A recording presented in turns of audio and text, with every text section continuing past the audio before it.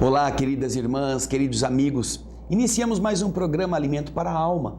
Este programa, que você sabe, traz informações da doutrina espírita para que você tenha este conhecimento das leis do universo, estes que poderão fazer você agir de outro modo, diminuir problemas, corrigir coisas que não estão adequadas, sobretudo por perceber que a bondade de Deus concede a cada um de seus filhos o poder de intervir em seu próprio destino.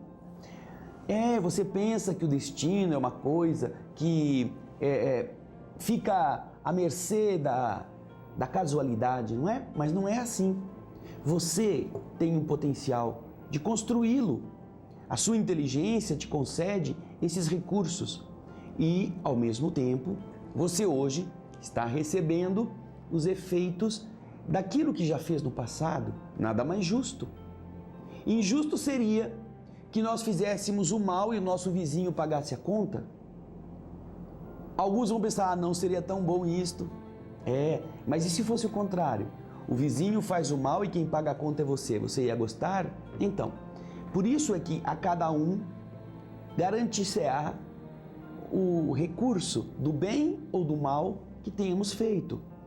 E isto nos ajuda a entender que, apesar da bondade divina nos estar amparando sempre, somos nós quem precisamos decidir a necessidade, o momento e a maneira de crescer.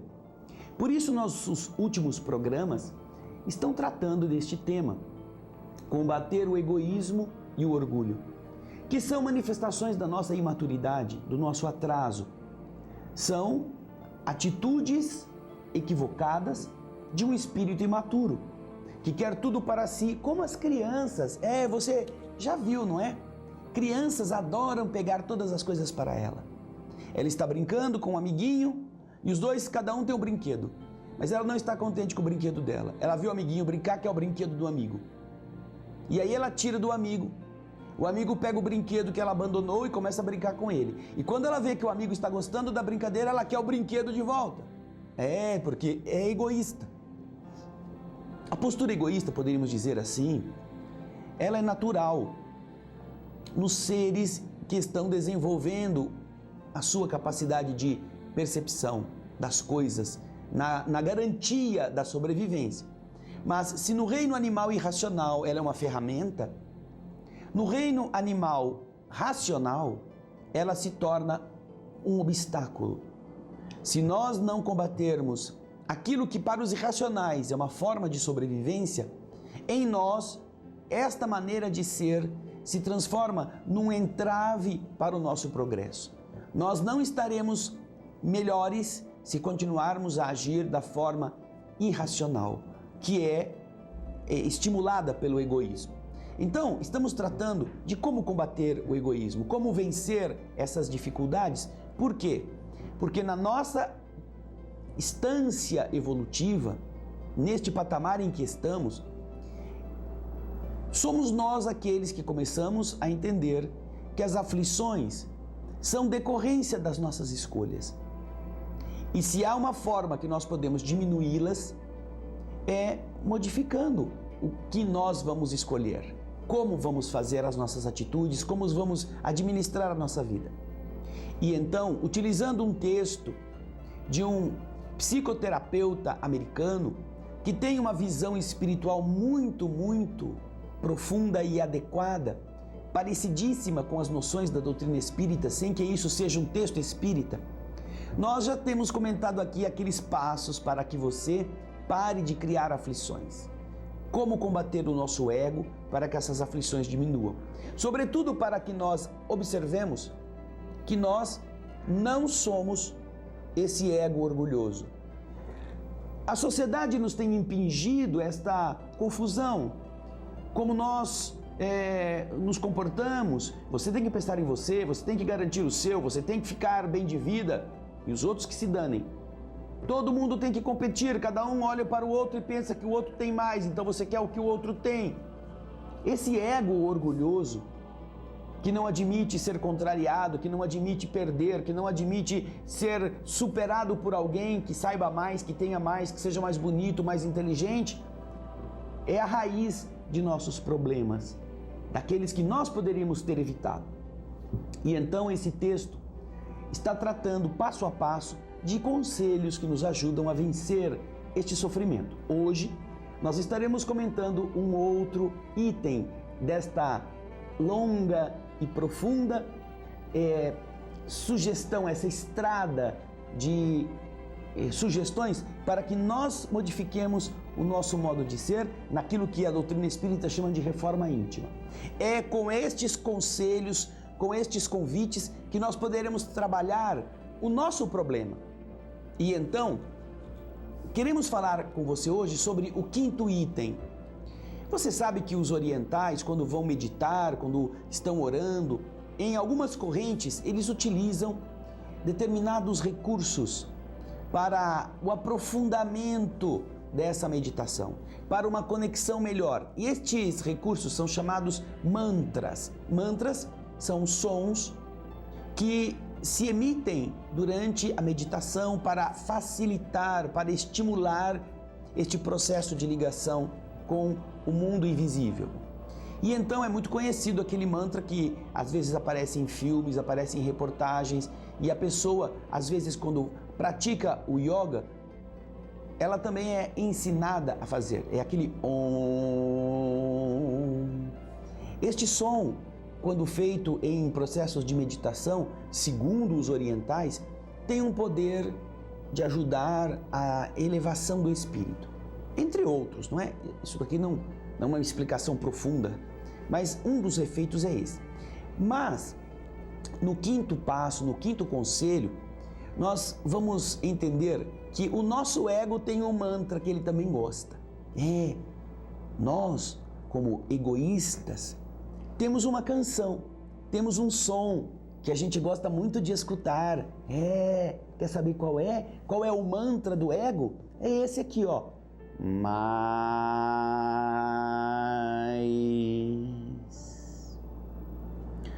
Quando você ouve esse som, você entra em êxtase.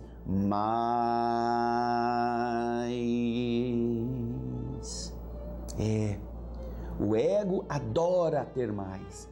Ele busca ter mais, ele gosta de mais. Porque ele pensa que é só tendo mais que ele vai ser feliz. E, portanto, ele nunca está satisfeito. Pode ver, a pessoa que se deixa levar pelo sentimento do egoísmo nunca está feliz, nunca está plena. Não importa o quanto ela tenha conquistado, não importa o quanto ela tenha conseguido, o ego diz para ela que ainda não é suficiente. E então coloca essa pessoa num perpétuo estado de busca, eliminando a possibilidade dela se sentir concretizada, realizada, planificada quando encontra o que está buscando. Existem pessoas que só são felizes quando têm dívidas para pagar. E quando terminam uma, fazem outra. Compram um objeto mais valioso, compram um terreno a mais, compram uma casa a mais, porque elas têm que ter mais. Elas não desfrutam nunca o que têm. Elas não valorizam outras coisas que não seja a aquisição da matéria, por causa do ego. Então, nós estamos vivendo em uma sociedade onde isto é uma regra praticamente. Você, para se sentir normal, precisa querer ter mais. E há uma história interessante em que um indivíduo chega no Cairo, no Egito, e fica sabendo que um grande mestre está morando ali. Ele saiu como turista da Inglaterra e foi visitar o Egito. E ao chegar lá, ele admira um pensador e fica sabendo que esse pensador está morando em um hotel no Cairo. Naturalmente, este turista era muito bem de vida, era muito rico. E então, com todo o seu poder, com toda a sua influência, consegue chegar ao hotel e consegue que ele fosse levado a falar com esse mestre que ele sempre admirava pela sabedoria. Ele está esperando, então, chegar num quarto suntuoso, porque é uma pessoa importante, é uma pessoa de saber, uma pessoa que tem realce. Só que quando ele é levado e a porta do quartinho se abre, ele entra e não vê nada. Ele está ali, tem uma cama, uma escrivaninha, alguns livros, um pequeno guarda-roupa e só. O mestre está ali sentado, o sábio está ali. Ele então, meio decepcionado, entra naquele quartinho, quase duvidando que aquele homem é aquele que ele tanto admira, pelas coisas que já leu a seu respeito. E então, o sábio olha para ele e diz: ah, você queria falar comigo? Mas estou aqui, pode falar. Aí o rapaz, acostumado a medir as coisas pelas aparências, diz: mas o senhor é o senhor fulano de tal? Aquele homem que eu já li, que já escreveu livros que o mundo inteiro conhece? Sim, sou eu. Mas é que, desculpa falar assim com o senhor, não é? Eu esperava um outro lugar, o senhor é tão conhecido no mundo, eu esperava que o senhor tivesse um lugar melhor, um quarto mais requintado. Onde que estão as suas coisas? Aí o sábio, como era sábio, olhou para ele e disse: ah, antes de responder a você, eu gostaria de te perguntar uma coisa. Você pode me dizer também onde é que estão as suas coisas? Onde está a sua riqueza? Onde estão os seus bens? Ora, estão lá na minha casa, lá no meu país. Mas por que eles não estão com você? Não, porque eles ficaram lá, eu estou aqui só de passagem. Eu sou um viajante, eu sou um turista. Eu estou passeando, estou vindo aqui para conhecer os ambientes do Egito. Eu estou aqui de passagem. E então o sábio respondeu: pois é, eu também estou aqui de passagem. Eu também estou na vida como um passageiro. Os meus bens não estão aqui. Porque a nossa sociedade nos induz a imaginar que as pessoas são o que têm. E o ególatra adora isto, adora mostrar que possui. O ególatra não fica satisfeito em ter sem que ninguém saiba. Já notaram isto?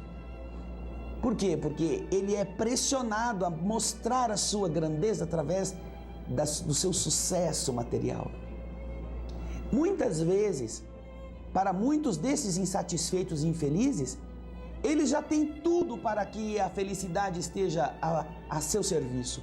Já possuem a saúde, possuem os filhos, possuem os bens, não tem que depender de ninguém, tem o equilíbrio financeiro, mas ele nunca acha que é suficiente. Ele então vai trabalhar para fazer o pé de meia. E depois vai querer que os filhos já tenham garantia. E depois que os filhos têm cada um a sua casa, aí vem os netos, ele também vai economizar para deixar para os netos. Essa é a desculpa do ególatra para continuar a ser egoísta. Por isso ele nunca vai ter paz. Por isso que a pessoa nunca diz assim: puxa, eu já consegui o que eu preciso agora, eu vou fazer outras coisas. Eu conheço muitas pessoas que dizem assim: não, eu estou trabalhando agora, mas quando eu me aposentar, pode contar comigo no serviço do centro espírita. Pode contar comigo que eu vou me dedicar, pode contar comigo que eu vou ajudar. Conheço pessoas que dizem assim: olha, eu não venho mais porque meu marido implica muito comigo. Eu não sou feliz no meu casamento, mas eu não quero criar mais problemas. A minha esposa é uma pedra no meu sapato, ela fica me pegando no pé, então eu não tenho condições ainda de estar. Mas quem sabe mais para frente? E então você fica esperando que o indivíduo aposente, ou que a mulher se livre do marido, ou que o marido se livre da esposa, ou que eles entrem num acordo. E quando o indivíduo aposenta, aí o que ele faz? Bom, ele aposentou, aí ele arruma um empreguinho assim para passar o tempo, para ganhar um dinheirinho a mais, sabe? Ele precisa aproveitar o tempo dele e ser útil. Em vez de doar-se, ele arruma um bico aqui, um bico lá, vai fazer isso, vai ser consultor daquilo. A pessoa se livra da mulher ou se livra do marido que era um entrave, e ao invés de ir para o centro espírita trabalhar, ao invés de se doar em alguma obra assistencial, ao invés de fazer o seu idealismo funcionar, arruma um outro. Não, porque eu não quero ficar sozinho. Eu fui infeliz 20 anos com aquela sirigaita, aquele troglodita me fez sofrer por tantos anos. Agora eu quero um outro, um cara que me faça feliz. E quando você começa a namorar um novato, e então você não tem mais tempo de fazer nada, porque você tem que acompanhá-lo, você tem que passear, você tem que descansar, você tem que viajar. E de novo, ficam os ideais para depois. Porque esta pessoa é ególatra. E ela quer mais afeto, ela quer mais carinho, ela quer mais bens. ela não percebe que ela já tem as coisas suficientes para ser feliz. Quando nós interrompemos essa necessidade de querer ter mais, aí você fica sereno e você começa a perceber quantas coisas você já tem. Se você abrir os seus armários, os seus maleiros, você vai ver quantas coisas estão guardadas lá que você não usa. E se você não usa há 1 ano, há 2 anos, há 3 anos, você está guardando coisas inutilmente. Você poderia fazer a felicidade de outras pessoas, entregando-as para que tivessem uma utilidade. Você perceberá quantas coisas você tem guardadas que poderiam fazer a felicidade de outras pessoas e não está usando. Quando você se desapega, fica mais fácil compartilhar com as pessoas. Então você percebe que você não precisa de muita coisa para ser querido, para ser feliz, para estar satisfeito. E você então começa a esvaziar os armários, começa a doar coisas que estão guardadas e você nem sabe. Porque quando você faz isso, você entende como funciona a lei do universo. Você já pensou se Deus fosse ególatra e ele falasse assim: olha, eu gostei dessas nuvens, eu criei essas nuvens branquinhas, maravilhosas, elas são perfumadinhas, elas são úmidas, elas me refrescam o calorão, eu vou guardar essas nuvens para mim, todas vão ser para mim, para o meu deleite, eu vou me deitar sobre elas, ficar macio, flutuando. Essa foi uma das maiores invenções que eu já tive, não vou deixar ninguém ficar com elas. E ele guardasse todas as nuvens para ele, e nós ficássemos aqui queimando a luz do sol, sem receber chuva de umidade de nenhum lado. Já imaginou como seríamos? Se as fontes fossem mantidas por Deus, se os frutos doces ele guardasse no seu armazém e nós não tivéssemos como desfrutar nada disso? Já pensou? Que bom que Deus nos ensina que não é assim que seremos felizes. Observe como ele faz. Observe como as coisas divinas, elas são criadas e são doadas. Ele é uma fonte e esta fonte flui. E se é gostoso, se é bonito, se é bom, ela se repete em abundância. Este é um caminho muito claro de como encontrar a satisfação. E quando nós deixamos de ser retentores, guardadores, assambarcadores, amontoadores, nós começamos a entender a lógica divina e fazemos parte dela. Sentimos a satisfação de pertencer a esta onda cósmica que tudo oferece, tudo dá, sem nada reter para si. A sua felicidade é exatamente entregar. Por isso, esta fonte universal, ela é feliz nela mesma. Ela se expande, ela cria vida nova de maneira constante. A divindade nunca obstrui suas criações por razões egoísticas. Ela cria e deixa seguir. Quando nós paramos então com essa necessidade de que o nosso ego tenha mais, que junte mais, que guarde mais, nós nos unificamos com a divindade. Nós entendemos que Deus nos utiliza como um conduto, como um tubo, como um desses encanamentos.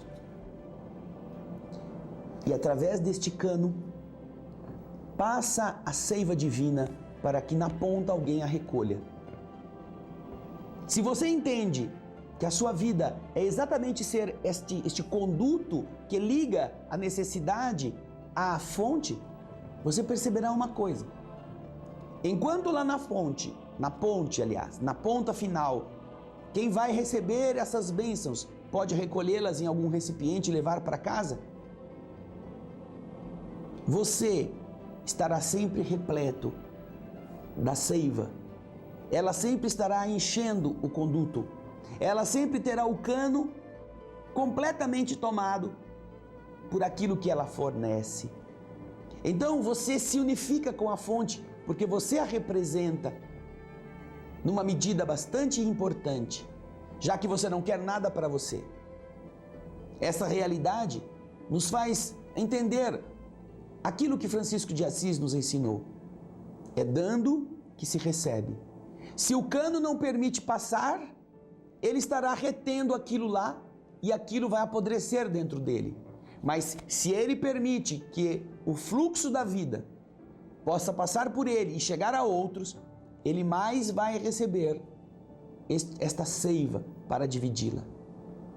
E então, você sente como a divindade atua usando você como instrumento.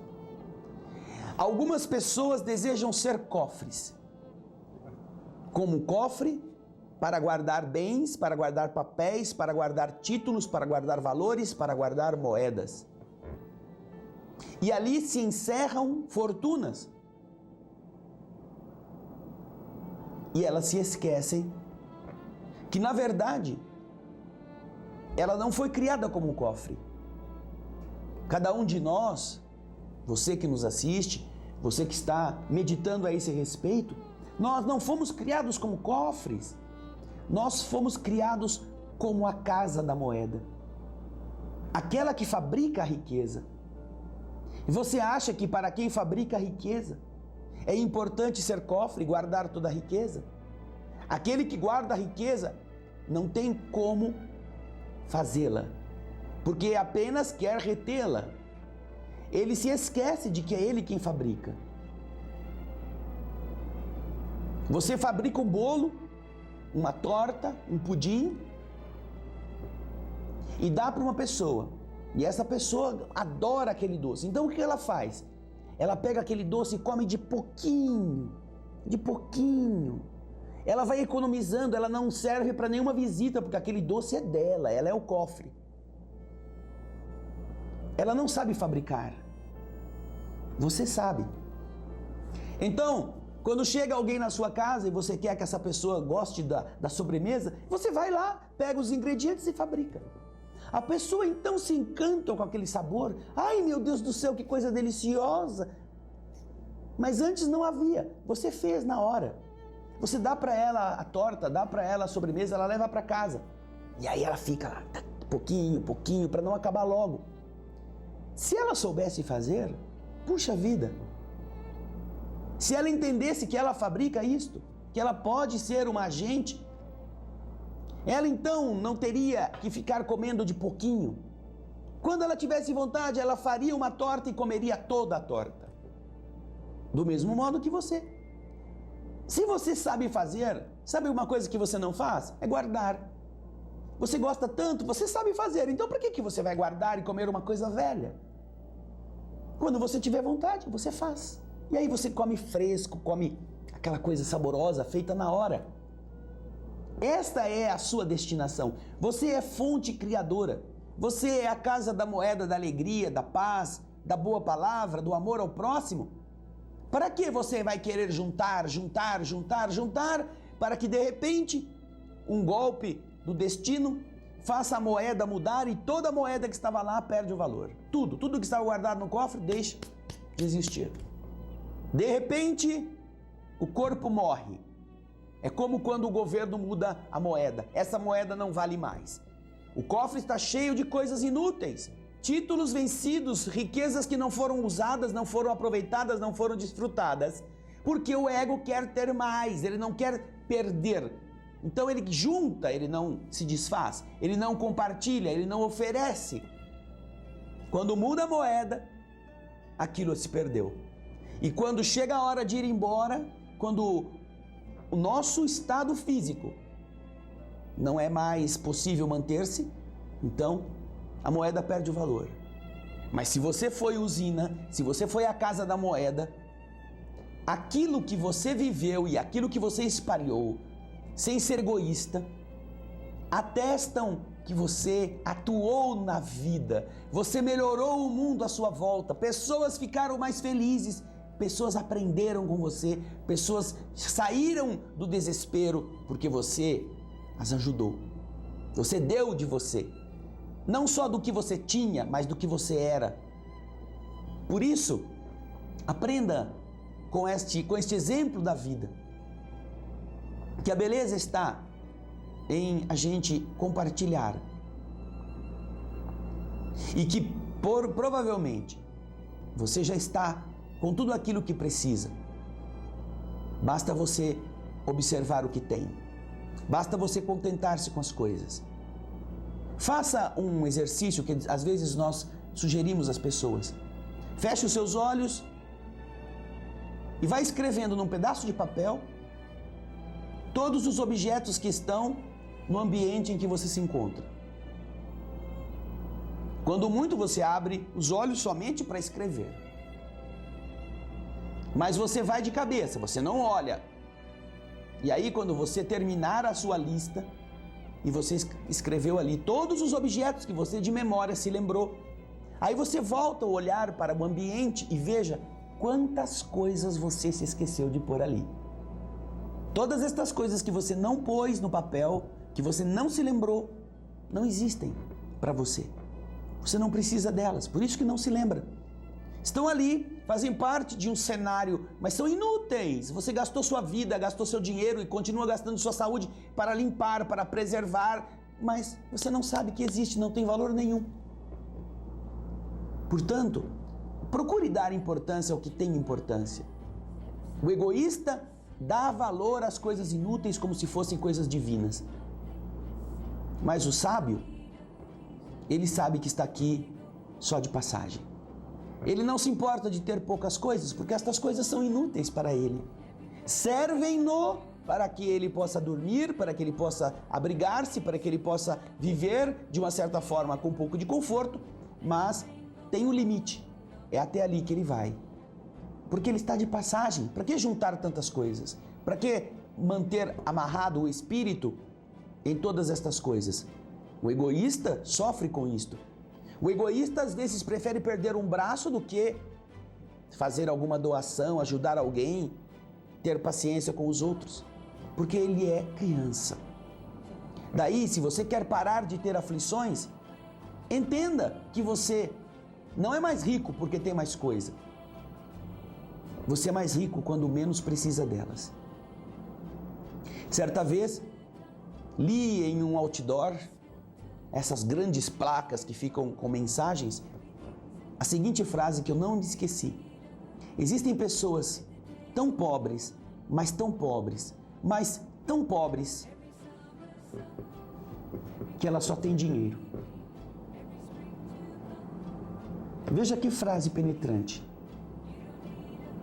Que paremos de desejar essa pobreza, que aprendamos a ser melhores e que, com uma atitude renovada, nós paremos de criar aflições, paremos de ser infelizes, paremos de ter fome com o banquete à nossa frente, o banquete da vida.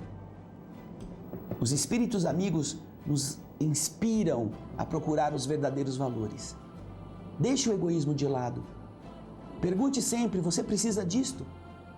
Você não pode desfazer-se disto? Você não tem um destino melhor a dar a estas coisas que estão empoeirando nos seus armários? Arrume, porque se você não usou isso em 1 ano, em 2 anos, em 3 anos, você não precisa delas. Pense nisso. Como diminuir as nossas aflições? Este é o 5º passo. Na próxima semana, nós vamos voltar com o 6º passo, para que depois, com o 7º, nós tenhamos um mapa de como melhorar a nossa forma de ser. Tá bom? Muito obrigado pela sua audiência, pelo seu carinho, pelos seus e-mails e pelo desejo de você ser um ajudante de Deus, como um cano que leva as bênçãos aos sedentos. Não deixe de ser isso. Você estará sempre cheio da linfa pura da fonte criadora e estará feliz por causa disso. Obrigado pelo seu carinho, obrigado por todo o amor que você nos dedica. E nós esperamos você no próximo Alimento para a Alma. Muita paz.